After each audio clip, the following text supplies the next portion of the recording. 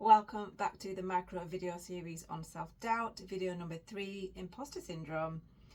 Now, competence doesn't necessarily silence that voice that we've been talking about. In fact, imposter syndrome is often characterized by being actually very, very competent and be really qualified and experienced, but it's that you don't believe in yourself, or someone says something that's sort of dropped your self-esteem, or it might be that there's one thing that you feel is lacking or someone's mentioned is lacking, and you just really focus on that, sometimes obsessively.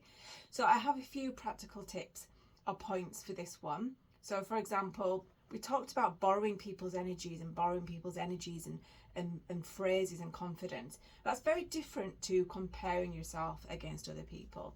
Sometimes we look at LinkedIn or we look at Facebook and so on, and we think that someone's in a certain place, and then we spiral on that already self-doubt that we've got.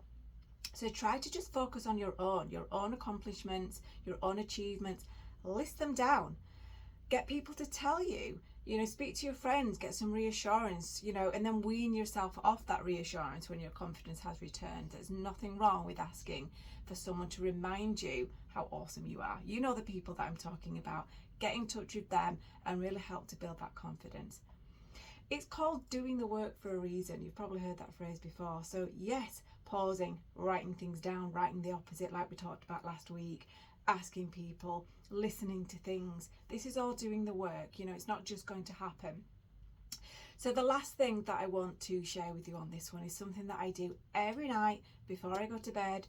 It takes seconds. It's dead easy. When I get into bed and my head hits that pillow, I always run through the day and remind myself what I'm proud of. And sometimes it's hard, sometimes it's easy, sometimes it flows.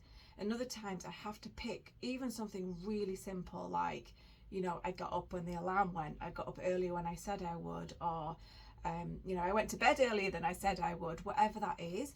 And just list them, because that will then get into the psyche during your sleep overnight, and it'll actually help you to wake up better in the morning and feel better about yourself. So you should be proud of what you've done, whatever that is, big or small. Keep those little wins going, and I'll see you next time.